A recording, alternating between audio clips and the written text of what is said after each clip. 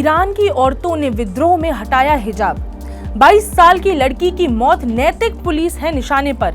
मगर क्या है ये नैतिक पुलिस और क्या है ये हिजाब कनेक्शन और controversy? Hello and welcome to uncut. मैं हूं साहिबा खान।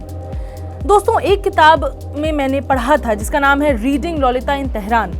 उसमें एक लाइन थी कि it takes courage to die for a cause but also to live for one. यही एक्सप्लेनर की शुरुआत करते हैं। आज हम ईरान में हिजाब की बात करेंगे। आप कहेंगे कि हिजाब की बातें तो कई महीनों से होती आ रही हैं, फिर आज क्या नया हो गया? आप एकदम सही सोच रही हैं, मगर भारत में हिजाब पहनने को लेकर विवाद चल रहा है और ईरान में विवाद है हिजाब ना पहनने पर। कहीं औरतें जूझ रही हैं हिजाब पहनने के लिए, तो कहीं वो हिजाब उतारने के लिए सड़कों पर आ गई हैं। इन सब में एक ही बात, एक ही मुद्दा जो जरूरी है, वो है मर्जी, कंसेंट। तो मामला क्या है, पहले वो बता देते हैं।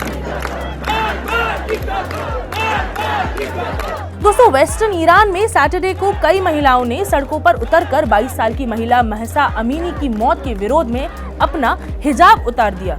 हिजाब इसलिए उतारा गया क्योंकि महसा को कथित तौर पर हिजाब का ठीक से पालन न करने के लिए देश की पुलिस ने गिरफ्तार किया था।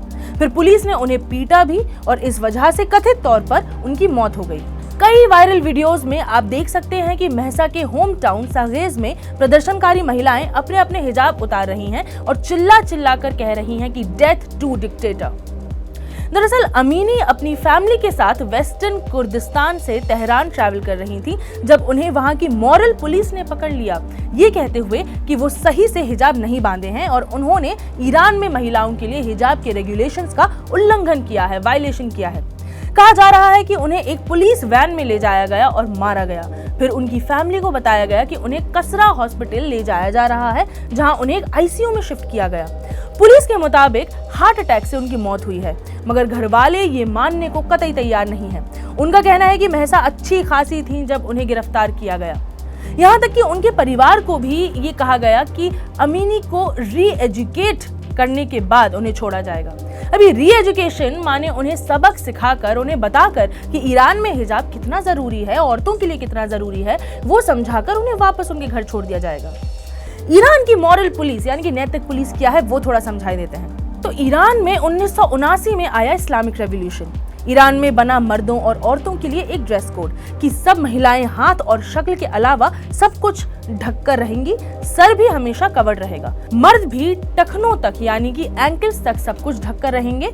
हाँ, सर ढकने की जरूरत उन्हें नहीं है। अब सब लोग ये फॉलो कर रहे हैं या नहीं, इस वजह से 2005 में एक नैतिक पुलिस फोर्स बनाई गई जिसका नाम पड़ा गश्त-ए-इरशाद यानी कि गाइडेंस पेट्रोल।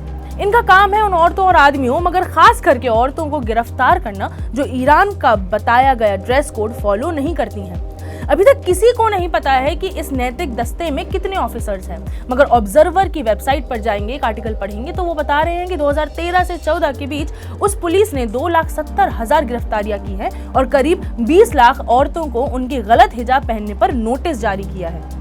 आपको बताती चलूं कि ईरान का यह हादसा तब हुआ है जब ईरान के कट्टरपंथी राष्ट्रपति ने औरतों के लिबास पर, उनके पहनावे पर कड़े नियम रखने का हुक्म जारी किया है। प्रदर्शनकारियों पर टियर गैस तक फेंकी जा रही है।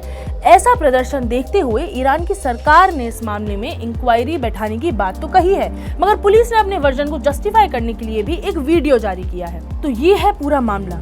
अब इस मामले में कई भारतीय आ जाएंगे और कहेंगे कि देखो, वहां तो महिलाएं हिजाब उतारने की कवायद कर रही हैं, कितनी मॉडर्न है, यहाँ पर इन्हें हिजाब पहनना है।